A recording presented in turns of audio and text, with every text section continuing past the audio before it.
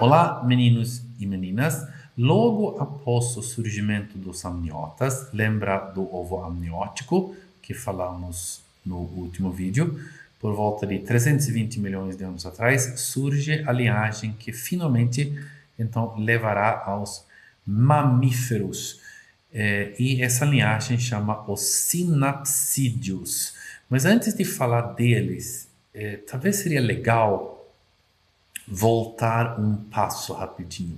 Porque entre os primeiros tetrápodes, lembra aqueles bichos vertebrados que conseguiram conquistar a Terra no início? Um pouco depois que ele surge, mais ou menos por volta de 340 milhões de anos atrás, surge um grupo bastante adaptado à vida terrestre dentro dos tetrápodes. E esse grupo chama os reptiliomorfos. Reptiliomorfos. E esses animais representam a linhagem que ao longo do tempo dará origem então aos amniotas, mais ou menos 320 milhões de anos atrás. E esses reptiliomorfos, eles já eram mais independentes da água do que os anfíbios, mas ainda não tinham feito a transição. Os amniotas fazem parte dos reptiliomorfos, por isso muitos deles se parecem com répteis antigos, porque reptiliomorfo significa morfologia de réptil. E é bastante fácil se confundir aí quando você vê uma imagem deles, né, uma representação. Parece um réptil, mas talvez um deles não está exatamente na linhagem que vai levar os répteis. Então, dentro dos amniotas ocorre uma divisão muito importante. Logo após o surgimento do ovo amniótico, então por volta de 320 milhões de anos atrás, surge então, aí já tem o ovo amniótico. Aí, de um lado, surge os sinapsídeos, a linhagem que levará aos mamíferos, mas lembra, eles ainda parecem répteis visualmente. Do outro lado, surge os sauropsidos, a linhagem que levará aos répteis e aves. Então, os sinapsídeos e os sauropsidos são duas grandes linhagens de amniotas. Agora sim, então, se a gente foca na linhagem desse vídeo, os sinapsídeos, aqueles, então, reptiliomorfos, os amniotas, que no futuro vai virar os mamíferos. Esse grupo inclui os ancestrais dos mamíferos também. E, eventualmente, nós, então. Então, durante o Permiano, 299 a 252 milhões de anos atrás, os sinapsídeos dominam os ecossistemas terrestres. Eles não eram um grupo, eram um grupo, mas eram muito, muito diversos.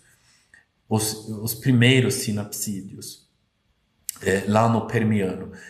E predadores do topo, por exemplo, tinha predadores, por exemplo, como Dimetrodon, que era um animal que à primeira vista lembra um réptil, mas pertence à linhagem dos sinapsídeos. Tinha grandes herbívoros, como Edaphosaurus, cujo nome significa lagarto do chão, o que é bastante confuso, já que não era um lagarto verdadeiro, também um sinapsídeo. Tinha predadores super avançados, como Gorgonopsianus, também um tipo de sinapsídeo. Tinha um corpo bastante ágil, parecia um cachorro grande, talvez, não sei. E presas afiadas, era um predador bem eficaz. E eles lembram grandes mamíferos carnívoros. Dicynodon, um sinapsídeo herbívoro do Permiano, tinha um bico e presas, bastante dominante nos ecossistemas terrestres, antes então do final do Permiano. E tinha muitas outras formas com diferentes estratégias de vida. Então, os sinapsídeos no início se dava muito bem. Mas é importante entender, esses sinapsídeos que eu falei não são mamíferos. São melhor descritos como formas do grupo tronco dos mamíferos, ou seja, então, as espécies que estão na linhagem que levará aos mamíferos, mas não pertencem ao grupo moderno dos mamíferos ainda. Eram formas primitivas, muitas vezes chamadas de répteis mamaliaformes, que não é um nome muito usado hoje em dia. O, e o que define os sinapsídeos, então? É uma característica no crânio. Ele tem uma única abertura temporal atrás dos olhos. E essa estrutura permite mais espaço para os músculos da mandíbula, especialmente o músculo temporal, que no ser humano está aqui em cima, né? Descendo aqui até a mandíbula. Temporal, ele é um músculo responsável para morder, né? E nos mamíferos ele acaba ficando bastante eficiente. E esse é um passo importante na evolução da alimentação e mais tarde então dos mamíferos, que tem uma boca bastante especializada, na verdade. Mas talvez você entender essa coisa do sinapsídeo, que tinha uma fenestra que eu falei, talvez é legal ver três termos importantes. Primeiro é anapsida, é um crânio sem aberturas temporais, não tem aberturas pós-orbitais. Ele representa a condição ancestral, plesiomórfico, então, dos amniotas. Os amniotas, no início, não tinham essas aberturas. Sinapsida, o crânio com uma única abertura temporal, que é a nossa linhagem, inclui tanto os sinapsídeos antigos, como Dimetrodon e os outros que eu acabei de mencionar, quanto os mamíferos modernos. E essa abertura é uma sinapomorfia do clado sinapsida.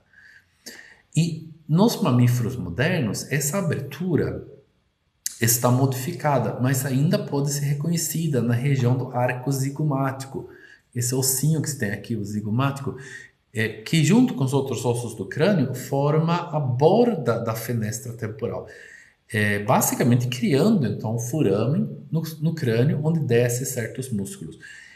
É uma evidência da nossa ancestralidade que remonta ao Carbonífero, lá quando surgiu então os primeiros sinapsídeos.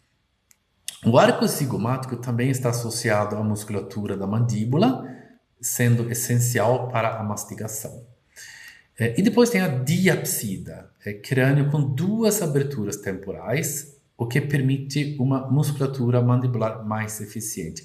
E esse grupo inclui lagartos, crocodilos, dinossauros e aves. E obviamente, então, uma das linhagens mais bem-sucedidas da história da vida. Ele tem duas aberturas pós-orbitais. Em muitos casos também, como nos lagartos e crocodilos, esse padrão ainda é visível. As aves também são diapsídeos, mas o crânio é bastante modificado. E tartarugas, bastante especiais nesse sentido, porque eles descendem de diapsídeos, eles deveriam ter duas aberturas, mas ao longo da evolução perderam ou fecharam então essas aberturas. Pelo menos segundo a interpretação mais aceita atualmente, que a linhagem deles é um pouco confusa ainda na explicação, talvez. Na prática, então, se você tiver um crânio em mãos e conseguir identificar essas aberturas, se é nenhuma, se é uma ou se é duas, já consegue inferir a qual linhagem aquele animal pertence. Mas vamos pausar a história dos sinapsídeos por enquanto, porque algo muito grande está prestes a acontecer no final do período Permiano. Porque no final do Permiano, os sinapsídeos pareciam ter vencido a disputa pelo domínio da Terra. Mas isso está prestes a mudar. Porque um evento absurdamente devastador está para acontecer, algo que vai completamente ou praticamente resetar a vida no planeta de quase todos os sentidos. É uma virada sem precedentes na história da vida. É a extinção em massa do Permo-Triássico. Essa extinção é a mais devastadora de todos afetando a vida aqui no planeta Terra. E ele marca o fim de uma era inteira, o Paleozoico e o Mesozoico. O Paleozoico termina e o Mesozoico começa, mas isso é assunto para o próximo vídeo. E você gostou? Comenta aqui embaixo. Se você é educado, eu respondo. Tchau!